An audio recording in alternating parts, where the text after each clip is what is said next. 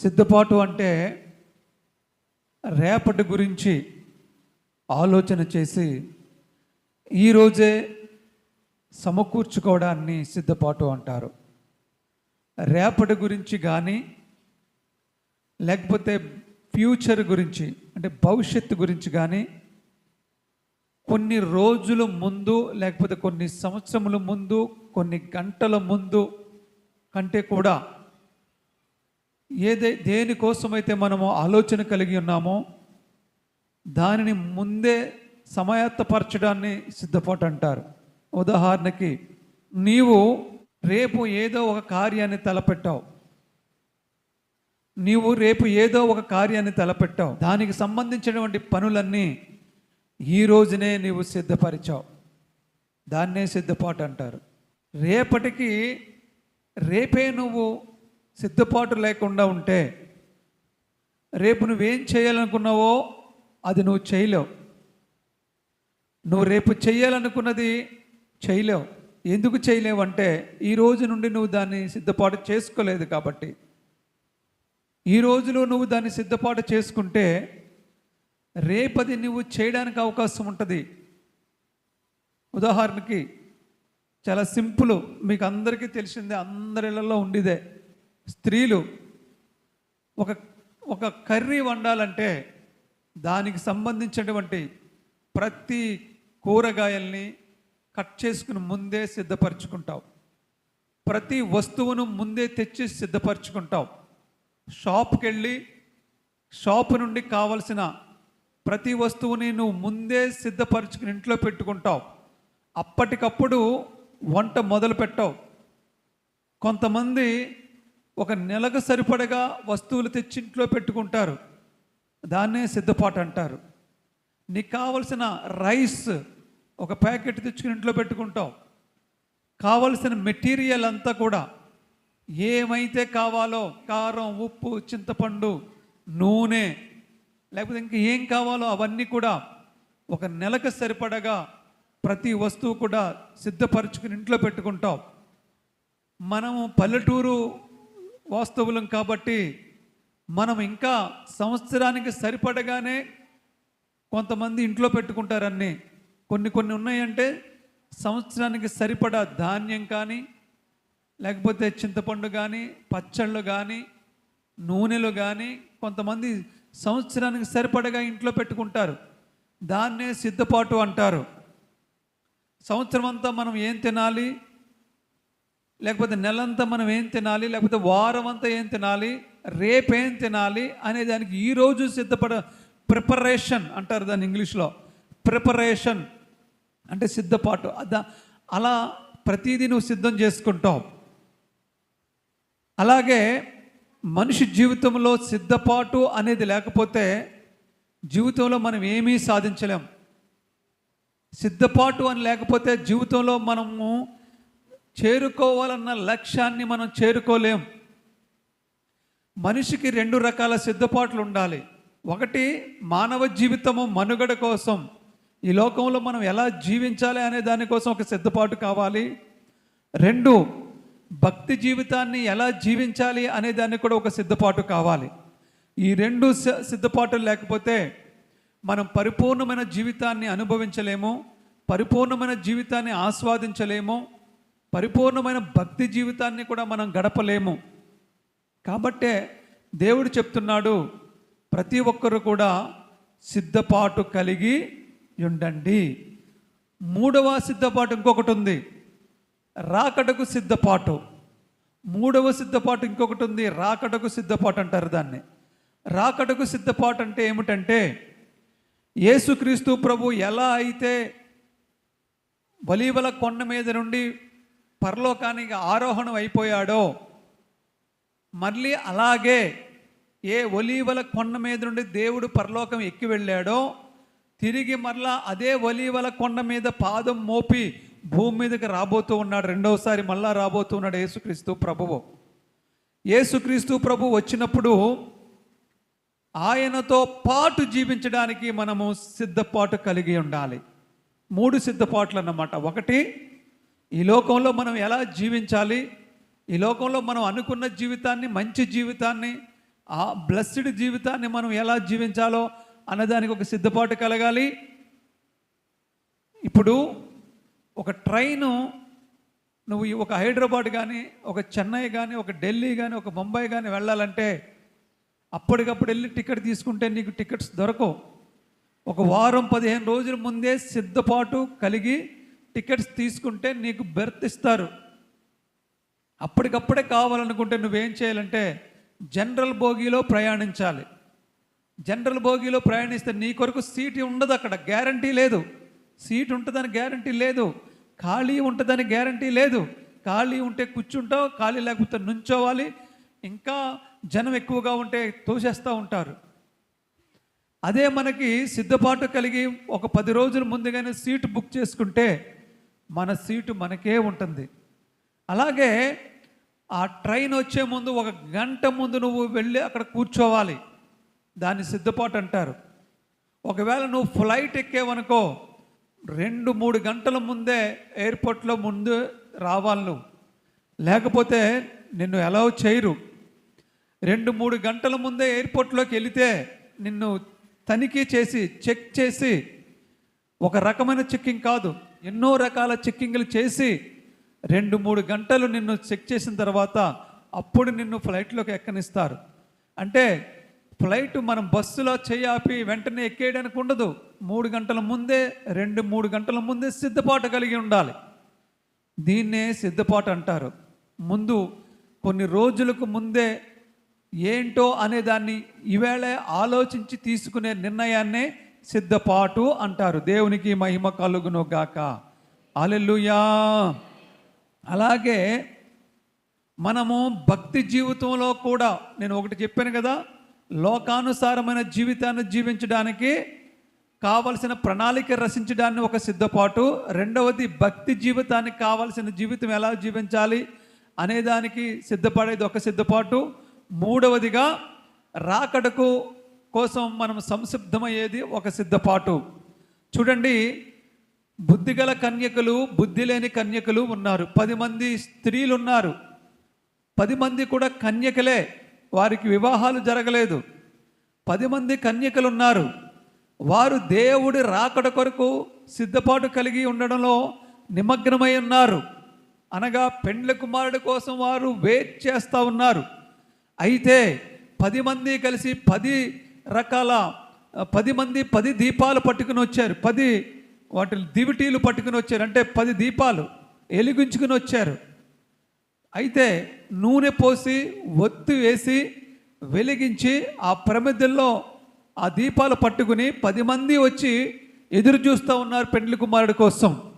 అయితే అందులో 5 కన్యకలు దీపాలు ఆరిపోయినాయి. మిగతా 5 దీపాలు వెలుగుతూ ఉన్నాయి. ఏంటి తేడా? 10 మంది కన్యకలే, 10 మందికి వివాహం అవ్వలేదు. 10 మంది భక్తిపరులే, 10 మంది ఎదురు చూస్తూ ఉన్నారు. 10 మంది దీపాలు వెలిగించుకుని వచ్చారు. ఎందుకు కొంతసేపటికి 5 దీపాలు ఆరిపోయినాయి, కొంతసేపటికి 5 దీపాలు వెలుగుతూనే ఉన్నాయి? కారణం ఏమిటంటే ఒక 5లో సిద్ధపాటు ఉంది. అంటే భవిష్యత్తు గురించిన దర్శనం ఉంది, వాళ్ళకి విజన్ ఉంది. అంటే ఫ్యూచర్ గురించి విజన్ ఉంది. రేపేంటి అనే దానికి ఈరోజే వారు ఆలోచిస్తున్నారు. గంట తర్వాత ఏంటి అనేది గంట ముందు ఆలోచిస్తున్నారు. నెల తర్వాత ఏంటి అనేది నెల ముందు ఆలోచిస్తున్నారు. సంవత్సరం తర్వాత ఏంటి అనేది సంవత్సరం ముందే ఆలోచిస్తున్నారు. అలా మనం ఒక విజన్ కలిగి ఉండాలి, ఒక దర్శనాన్ని కలిగి ఉండాలి. ఆ 10 మంది కన్యకల్లో 5 దీపాలు ఆరిపోయి 5 దీపాలు వెలుగుతూ ఉన్నాయి. కారణం ఏమిటంటే 5 సిద్ధపాటు కలిగి లేరు, 5 సిద్ధపాటు కలిగి ఉన్నారు.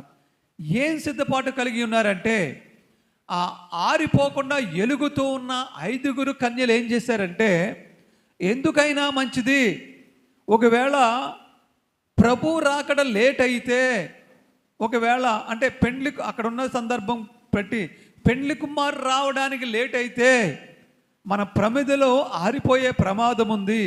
కనుక మనము ఎక్స్ట్రా నూనె తీసుకుని వెళదాం. ఎక్స్ట్రా నూనె తీసుకుని వెళ్ళి 1 గంట లేట్ అయినా ప్రమిదలు ఆరిపోకుండా, దివిటీలు ఆరిపోకుండా, దీపాలు ఆరిపోకుండా ఈ నూనెను అందులో పోసి అవి వెలుగుతూ ఉండడానికి మనం ఉపయోగించుకుందాం అని ఆ 5గురు సిద్ధపాటు కలిగి ఎక్స్ట్రా నూనె బాటిల్స్ తీసుకుని కూడా వెళ్ళారు. ఇంకో 5గురు ఉన్నారు. చూద్దాంలే, ఆరిపోయినప్పుడు చూద్దాంలే, వచ్చేస్తాడు కదా అనుకున్న టైంకి రాడా? ఎందుకు రాడు? టైం చెప్పిన తర్వాత వచ్చేస్తాడు కదా, చూద్దాంలే, అయిపోయినప్పుడు చూద్దాంలే, పక్క వాళ్ళ దగ్గర అప్పడుగుదాంలే. ఈ విధమైనటువంటి ధోరణి, నిర్లక్ష్య ధోరణితో వారు సిద్ధపాటు కలిగి లేరు. వారు సిద్ధపాటు కలిగి లేనప్పుడు 10 మంది కలిసి వెళ్ళారు. అనుకున్నట్లుగా ఆ పెండ్లి కుమార్ రావడానికి లేట్ అయ్యింది. ఈలోగా ఈ దీపాలు కాస్త ఆరిపోతా ఉన్నాయి. దీపాలు కాస్త ఆరిపోతా ఉన్న సమయంలో వారు పక్కనున్న 10 మంది కనున్న ఈ 5గురితో కొంచెం నూనె మాకు ఇస్తారా అని అడిగారు. అప్పుడు ఆ నూనె ఉన్న పక్క 5గురు వీళ్ళకి నూనె ఇస్తే మరి వాళ్ళ పరిస్థితి ఏమైపోద్ది? వాళ్ళ దీపాలు ఆరిపోతాయి కదా. అప్పుడు వాళ్ళు అన్నారు, మీరు వెళ్ళి తెచ్చుకోండి, మేము ఇస్తే మా దీపాలు ఆరిపోతాయి. అంటే చూడండి, వారు నిర్లక్ష్యం చేయలేదు, వీరు నిర్లక్ష్యం చేశారు. నిర్లక్ష్యం చేసిన వాళ్ళ దీపాలు ఆరిపోయినాయి. మరి నిర్లక్ష్యం చేయకుండా సిద్ధపాటు కలిగి ఉన్న వారి దీపాలు వెలుగుతూ ఉన్నాయి. ఆ సమయంలో పెండ్లి కుమారుడు వచ్చాడు. ఆ పెండ్లి కుమారుడు వీళ్ళని తోడుకొని లోపల తీసుకెళ్ళి డోర్ వేసేసాడు. తర్వాత వీళ్ళు ఇంటికి వెళ్ళి షాప్కి వెళ్ళి అప్పటికప్పుడు వెళ్ళి కొనుక్కుని వచ్చారు. ఈ వచ్చే లోపలనే డోరు మూయబడింది. కాబట్టి నిర్లక్ష్యం లేకుండా ఉంటే అనుకున్నది సాధిస్తాం. సిద్ధపాటు ఉంటే అనుకున్నది సాధిస్తాం. సిద్ధపాటు లేకపోతే నిర్లక్ష్యంగా వ్యవహరిస్తే అనుకున్నది ఎవరు కూడా సాధించలేరు. దేవునికి మహిమ కలుగును గాక. చూడండి, ప్రసంగి 5వ అధ్యాయము 1వ వచనము. నీవు దేవుని మందిరమునకు పోవునప్పుడు నీ ప్రవర్తన జాగ్రత్తగా చూసుకునుము. బుద్ధిహీనులు అర్పించినట్లుగా బలి అర్పించడం కంటే సమీపించి ఆలకించడం శ్రేష్టము. దేవుని సన్నిధిని కిందకు వస్తాయి 2. దేవుని సన్నిధిని అనాలోచనగా పలుకుటకు నీ హృదయమును త్వరపడనీయక నీ నోటిని కాచుకొమ్ము. దేవుడు ఆకాశమందున్నాడు, నీవు భూమి మీద ఉన్నావు, కావున నీ మాటలు కొద్దిగా ఉండవలను. చాలు, దేవునికి స్తోత్రం కలుగునుగాక. ఇక్కడ సిద్ధపాటు అనేది ఒకటి, మన జీవితం గురించి సిద్ధపాటు అనుకున్నాం కదా, ఫస్ట్ చెప్పుకున్నాం. మన జీవితం గురించి సిద్ధపాటు అనేది ఫ్యూచర్ గురించి ఇప్పుడే మనం సిద్ధపాటు చేసుకుని ఏదైనా ఒక పని చేసినా, ఒక ఫంక్షన్ చేసినా, ఒక బిజినెస్ చేసినా, ఒక చదువుకున్నా, రేపు మీ పిల్లల్ని ఏం చదివించాలి? ఇంజనీర్లను చేయాలా, డాక్టర్లను చేయాలా, లేకపోతే ఇంకా గవర్నమెంట్ ఉద్యోగానికి వెళ్ళాలా అనేదాన్ని ముందుగానే మీరు సిద్ధపడాలి. సిద్ధపడి దానికి సంబంధించిన చదువు చిన్నప్పటి నుంచి చదివిస్తే దాన్ని ప్రిపరేషను వాడు అనుకున్న దానికి కరెక్ట్గా రీచ్ అవుతాడు. అలాగే నీవు పిల్లలు ఎగ్జామ్ రాస్తారు. ఎగ్జామ్స్ రాసినప్పుడు రేపు ఎగ్జామ్స్లో ఏం పడతాయో ఒక 2 నెలల ముందు నుంచే పడని క్వశ్చన్లు కూడా అన్నీ ప్రిపేర్ అయిపోతూ ఉంటారు. సిద్ధపాటు, ఏం వస్తాయో క్వశ్చన్స్ అక్కడ వచ్చినాయి అన్నీ మనం రాయాలి కదా. కాబట్టి ఇక్కడ అన్ని క్వశ్చన్స్ చదివేస్తూ ఉంటారు. ఒక ఉద్యోగానికి వెళ్ళినప్పుడు ఇంటర్వ్యూ సిద్ధపడి వెళ్ళినప్పుడు ఒక నిరుద్యోగి ఉద్యోగం కోసం ఇంటర్వ్యూకి వెళ్ళినప్పుడు వాడు చాలా క్వశ్చన్లు అడుగుతాడు. దాని గురించి వీడు 10 రోజుల ముందు నుంచి ప్రిపరేషన్ అవుతాడు. ఏ క్వశ్చన్ అడుగుతాడో దానికి ఆన్సర్ చెప్పాలని ముందే రెడీ అవుతాడు. దాన్ని సిద్ధపాటు అంటారు. అలాగే నువ్వు ఒక బిజినెస్ చేయాలనుకో, ఒక వ్యాపారం చేయాలి, లేకపోతే ఒక షాప్ పెట్టాలి, దాని గురించి క్షుణ్ణంగా ముందే 1 నెల 2 నెలలు నువ్వు దాని గురించి అధ్యయనం చేసి ఏం చేస్తే నువ్వు సక్సెస్ అవుతావో దాని గురించి బాగా తెలుసుకుని దాన్ని అప్పుడు స్టార్ట్ చేస్తే అది నీకు ఫలితాన్ని ఇచ్చి మంచి ఫలితాన్ని ఇస్తుంది. దాన్ని సిద్ధపాటు అంటారు. నీ జీవితాన్ని ఎలా మలుచుకోవాలో, ఏ విధంగా నీ జీవితాన్ని ఆహ్లాదకరంగా హాయిగా జీవించాలో దానికి సంబంధించినటువంటి ప్రతిదీ కూడా నువ్వు సిద్ధపాటు చేసుకోవాలి. అలా చేసుకోవాలంటే నీకు ఇంకొక సిద్ధపాటు కావాలి. ఇంకొక సిద్ధపాటు ఏంటంటే, నువ్వు నీకు కావలసిన నీ జీవితాన్ని శుభ్రంగా హాయిగా జీవించడానికి కావలసిన ఆలోచన జ్ఞానాన్ని కొరకు నీకు ఎక్కడికొచ్చి నువ్వు సిద్ధపడాలంటే, దేవుని మందిరానికి వచ్చి నువ్వు సిద్ధపడితే అక్కడ నీకు మంచి మంచి ఆలోచనలు దేవుడు ఇస్తాడు. నీకు మంచి ఐడియాలు ఇస్తారు. ఒక ఐడియా జీవితాన్ని మార్చేస్తుంది అంటారు కదా. ఒక ఐడియా జీవితాన్నే కదా, ప్రపంచాన్నే మార్చేస్తుంది. తెలుసా మీకు? ఒక ఐడియా జీవితాన్ని మారుస్తుంది, అంతేకాకుండా ప్రపంచాన్ని కూడా మార్చేస్తుంది ఒక ఐడియా. కొత్త కొత్త ఆవిష్కరణలు మొదలవునప్పుడు ప్రపంచంలోనే టెక్నాలజీ, ఏఐ టెక్నాలజీ వచ్చింది. ఇప్పుడు ప్రపంచమంతా ఏఐ టెక్నాలజీ వెనకాల పరిగెడతా ఉంది. ఇప్పుడు అంటే ఒక ఐడియా ప్రపంచానికే మార్పు తెచ్చేదిగా ఉంది. అలాగా నీకు మంచి ఆలోచన కావాలంటే, నీ జీవితాన్ని బాగా జీవించడానికి సిద్ధపడడానికి కావాల్సిన ఆలోచన నీకు కావాలంటే, నువ్వెక్కడికి వస్తే నీకు అలాంటి ఆలోచన వస్తుందంటే, దేవుని మందిరంలోకి వచ్చినప్పుడు నీకు అలాంటి ఆలోచనలు దేవుడు ఇస్తాడు. నీ మంచి జీవితాన్ని జీవించడానికి దేవుని సన్నిధిలో నీకు మంచి ఆలోచనలు దేవుడు పుట్టేలా చేస్తాడు. మంచి జ్ఞానము నీకు వచ్చేలా చేస్తాడు. జ్ఞానవంతులు వారు భాగ్యవంతులు ఉంటారు. జ్ఞానవంతులు.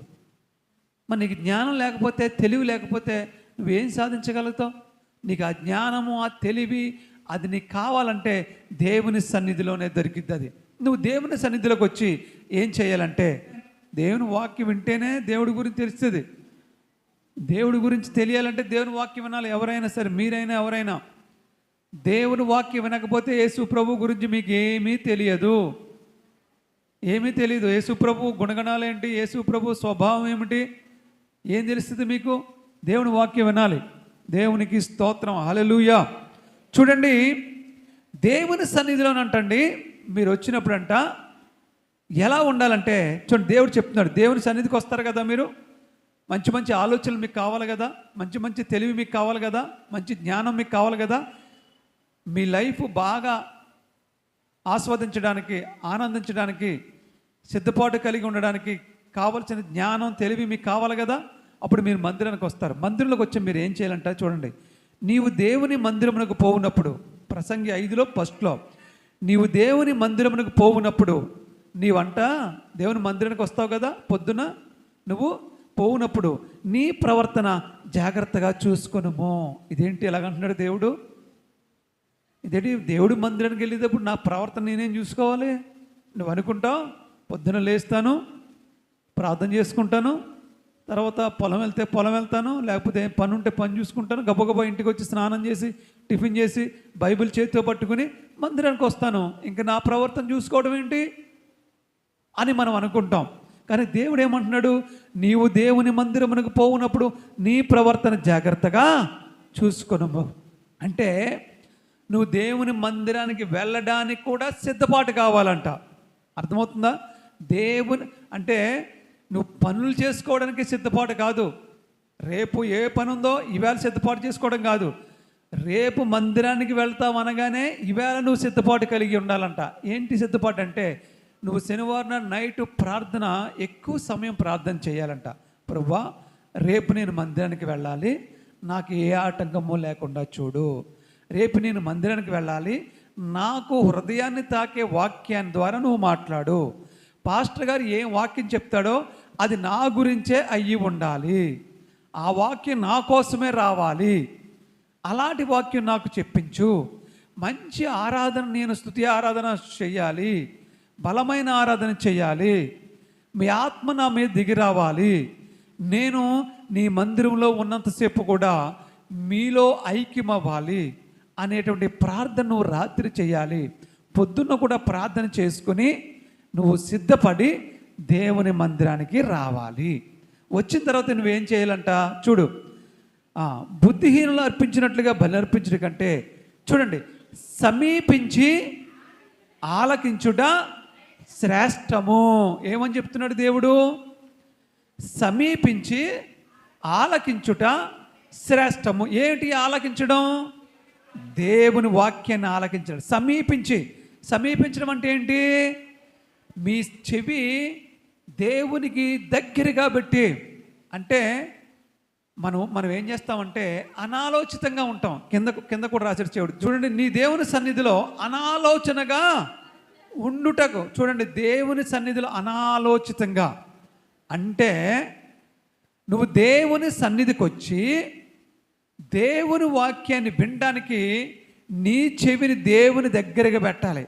అంటే అనాలోచనగా ఉండకూడదు. కొంతమంది ఎలా ఉంటారంటే ఇక్కడే ఉంటారు, నా వైపే చూస్తారు. నేను హల్లెలూయా అంటే వాళ్ళు హల్లెలూయా అంటారు, నేను ఆమెన్ అంటే మీరు వింటారు, నా వైపే చూస్తారు.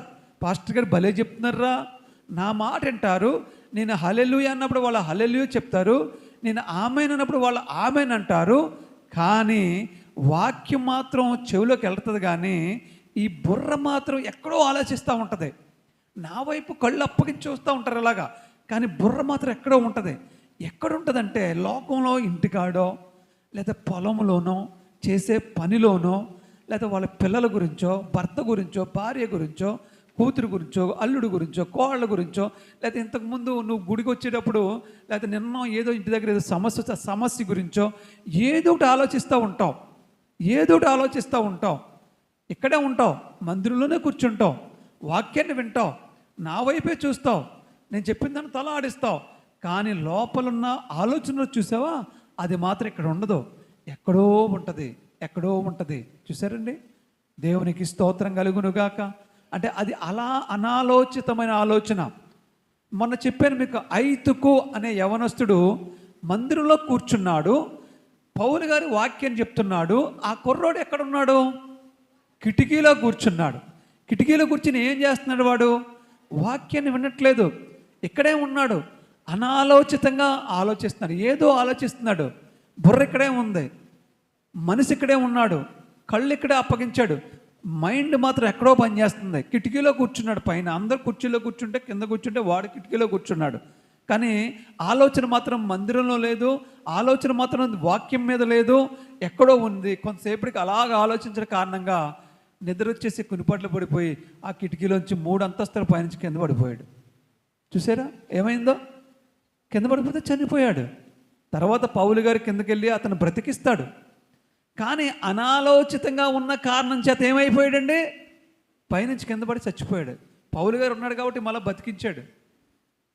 తర్వాత మందసాన్ని దావీదు మందసమని తీసుకుని ఉంటాడు. దావీదు మందసాన్ని తీసుకుని వస్తే ఒక ఎడ్ల బండి మీద మందసం, ఒబేదేదేం ఇంట్లో ఉన్న మందసాన్ని దావీదు తీసుకెళ్తూ ఉన్న సమయంలో అక్కడ ఉజ్జియా అనే ఒక వ్యక్తి బండి తోలుతూ ఉంటాడు.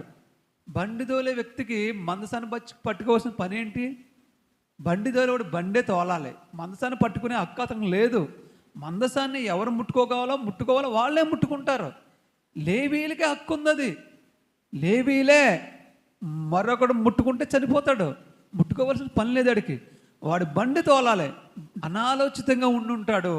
ఎద్దు కాలు జారితే బండి ఊగినప్పుడు అయ్యో మందసం అని గబుక్కుని చెయ్యేశాడు, పొరపాటును చెయ్యేశాడు, తప్పని దేవుడు మొత్తాడు, చనిపోయాడు, అంతే. అదే వాడు అలర్ట్గా ఉన్నాడు అనుకో, బాబోయ్ మందసం, అయ్యి బాబోయ్ అని చెప్పి పక్కకు దూకేది పడిపోకుండా గట్టిగా బండినైనా పట్టుకుందరు. కానీ మందసాన్ని పట్టుకుంటాడండి? వాడికి తెలుసు మందసాన్ని పట్టుకుంటే చనిపోతారని. కానీ ఎందుకు పట్టుకున్నాడు? చెప్పాలి, ఎందుకు పట్టుకున్నారు? బుర్ర ఎక్కడో ఉంది, మనిషి అక్కడే ఉన్నాడు, బుర్ర మాత్రం ఎక్కడో ఉంది. బండి తోలుతున్నాడు, బుర్ర ఈ మైండ్ ఎక్కడో ఉంది, ఆలోచన ఎక్కడో అనాలోచితంగా ఉన్నాడు. వాడు అనాలోచితంగా బండి నడుపుతూ ఉన్నాడు. బండిలో మందసం ఉంది, దేవుని యొక్క సన్నిధి ఉంది. బండిలో ఎంత ఎలర్ట్గా ఉండాలి! దేవుని సన్నిధి బండిలో ఉన్నప్పుడు ఆ బండిని తోలుతున్న వ్యక్తి ఎంత ఎలర్ట్గా ఉండాలి! ఎలర్ట్గా లేడు. ఎలర్ట్గా ఉంటే మందసమే చెయ్యడు. ఆ అనాలోచితంగా ఉన్నాడు, బుర్ర ఎక్కడో పనిచేస్తుంది, మనిషి మాత్రం ఎక్కడే ఉన్నాడు. ఆ కారణం చేత చెయ్యేశాడు దాని మీద, స్పాట్లో డెడ్. అనాలోచితంగా దేవుని మందిరంలో ఉండి అనాలోచితంగా దేవుని వాక్యాన్ని వినకూడదు. మీరు దేవుని మందిరంలో ఉన్నారంటే ఈ దేవుని మందిరంలో ఎవరున్నారు? యేసు ప్రభు ఉన్నాడు. దేవుని సన్నిధిలో నువ్వు అనాలోచితంగా ఉండకూడదు. నువ్వు ఆలోచన అంటే అదే నీ ప్రవర్తన సరిగా చూసుకోవడం అంటే ఏంటంటే దేవుని సన్నిధిలో ఎలా పడితే అలా ఉండకూడదు, ఎలా పడితే అలాగా ఇకరం మకరంగా కూర్చోకూడదు, ఎలా పడితే అలాగా ప్రవర్తించకూడదు. పరిశుద్ధంగా రావాలి, పవిత్రంగా రావాలి, యాక్టివ్గా దేవుడి వాక్యాన్ని వినాలి. అప్పుడు మీరు సిద్ధపాటు కలిగి ఉన్నట్లు లెక్క. దేవునికి స్తోత్రం కలుగునుగాక. హల్లెలూయా, హల్లెలూయా. చూడండి, నీవు దేవుని సన్నిధిని అనాలోచితంగా పలుకుటకు నీ హృదయమును త్వరపడనీయక నీ నోటిని కాచుకొమ్ము. దేవుడు ఆకాశమందున్నాడు, నీవు భూమి మీద ఉన్నావు, కావున నీ మాటలు కొద్దిగా ఉండవలెను. చూడండి, నీవు దేవుని మందిరానికి వచ్చినప్పుడు నీ మాటలు ఎలా ఉండాలంటండి? నువ్వు దేవుని మందిరానికి వచ్చినప్పుడు నువ్వేం చేయాలంటే నీ నోటిని నువ్వు కొద్దిగా మాట్లాడాలంట, నీ నోటిని కాచుకోవాలంట. నీ మాట కూడా ఎలా ఉండాలంటే చాలా సున్నితంగా మాట్లాడాలి, చాలా పద్ధతిగా మాట్లాడాలి, చాలా భక్తిభావము వలకపోసినట్లుగా మాట్లాడాలి. అలా నువ్వు ఉండాలి అని దేవుడు చెప్తా ఉన్నాడు. దేవుని సన్నిధిలో నువ్వు ఉన్నావు, కఠినమైన పదాలు నువ్వు మాట్లాడకూడదు, కరుకు మనసు నీకు ఉండకూడదు, మృదువైన మనసు నీకు ఉండాలి, మృదువైన మాటలు నువ్వు మాట్లాడాలి. నువ్వు నోటిని కాసుకోమంటున్నాడు దేవుడు. మన నోరు మన మాట వినదు. మనం ఏం చేయాలంట? నోటిని కాసుకోవాలి. పశువుల్ని మనం కాసుకుంటాం, అవి మన మాట వినవు. మనం ఎలా పక్క తిరిగామంటే ఒక్కొక్క చేయలేకపోతుంటాయి, వాటిని మనం కాస్తాం. అవునా? కాస్తాం. మన పొలాన్ని పంట వేసినప్పుడు పక్షులు వచ్చి ఎత్తుకుపోకుండా కాపలా కాస్తాం. ప్రతిదీ మనం కాపలా కాసుకుంటాం. అలాగే మన నోటికి కూడా కాపలా కాయాలంట మనం, లేకపోతే మన నోరు ఇష్టానుసారంగా పలుకుతూ ఉంటుంది. జాగ్రత్త సుమా, నువ్వు భూమి మీద ఉన్నావు, నేను పైన ఉన్నాను అంటున్నాడు దేవుడు. యేసుప్రభు ఏమంటున్నాడండి? నేను ఆకాశం మీద ఉన్నానా, మీరు భూమి మీద ఉన్నారు. అంటే మీరు ఏం చేస్తున్నా సరే నాకు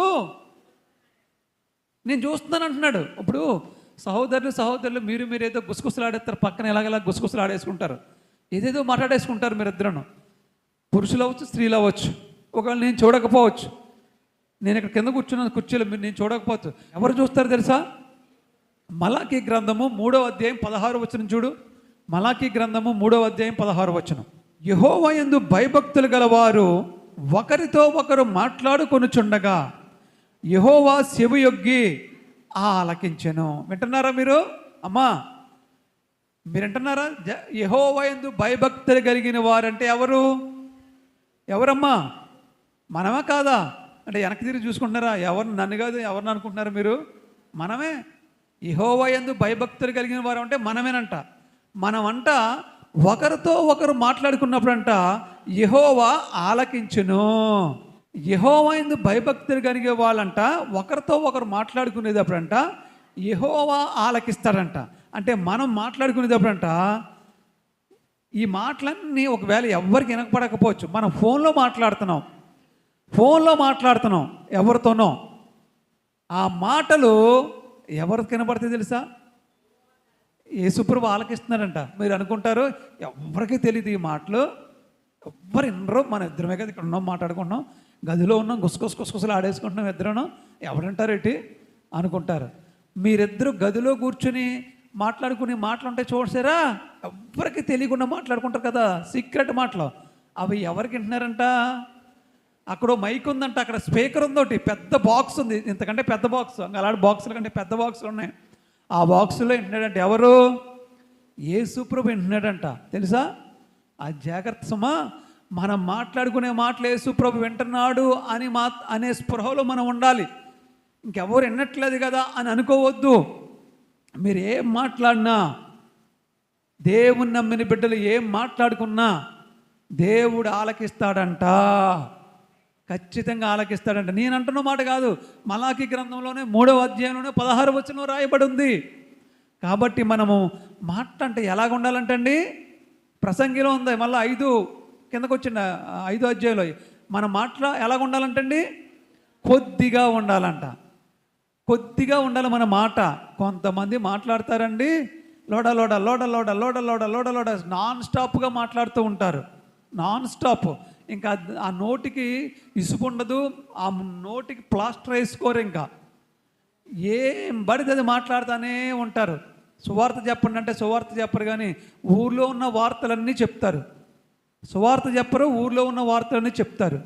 కానీ దేవుడు అంటున్నాడు, నీ మాటలు కొద్దిగా ఉండాలి, మౌనంగా ఉండాలి. మౌనంగా ఉంటే మంచిది, ఎక్కువగా మాట్లాడకూడదు. మనము విషయం తెలియాలంటే మనం మాట్లాడితే విషయం తెలియదు, అవతలవాడు మాట్లాడితే మనకు తెలుస్తుంది. మనమే తొందరపడి మాట్లాడేస్తూ ఉంటాం. ఎక్కువ మాట్లాడొద్దని దేవుడు చెప్తున్నాడు. తక్కువగా మాట్లాడండి, కొద్దిగా మాట్లాడండి. ఆ పెక్కు మాటల వలన బుద్ధిహీనులగుదురు అంటున్నాడు. పెక్కు మాటల వలన బుద్ధిహీనులు అవుతారంటండి. అంటే ఎక్కువ మాట్లాడితేనంటండి బుద్ధిహీనులు అవుతారంట. ఎక్కువగా మాట్లాడితే బుద్ధిహీనులు, తక్కువగా మాట్లాడితే భాగ్యవంతులు, ధన్యులు. అర్థమవుతుందా? ఎక్కువగా మనం ఎప్పుడు కూడా పెక్కు మాటలు అంటే ఎక్కువ మాటలు. ఎక్కువ మాటలు ఎప్పుడు కూడా మీరు మాట్లాడకండి, తక్కువ మాటలే మాట్లాడండి. సమృద్ధి గల జీవితాన్ని దేవుడు ఇస్తాడు. కాబట్టి మనము దేవుని సన్నిధికి సిద్ధపాటు కలిగినప్పుడు నీ ప్రవర్తన జాగ్రత్తగా చూసుకుని దేవుని సన్నిధికి రావాలి. ఇష్టానుసారంగా ప్రవర్తించకూడదు, ఇష్టానుసారంగా మాట్లాడకూడదు. నీ బుర్ర ఎక్కడో పెట్టకూడదు, ఇక్కడే పెట్టాలి. ఎలా పడితే మనం అలా ఉండకూడదు. దేవుని సన్నిధిలో అనాలోచితంగా ఉండకూడదు. దేవుని వాక్యాన్ని శ్రద్ధగా వినాలి. దేవునికి మహిమ కలుగునుగాక. ఇప్పటికీ నేను ఎన్ని చెప్పాను మీకు? 1, నువ్వు లోకంలో ఎలా సిద్ధపడాలో చెప్పాను. 2, దేవుని సన్నిధికి వచ్చినప్పుడు ఎలా సిద్ధపాటు కావాలో చెప్పాను.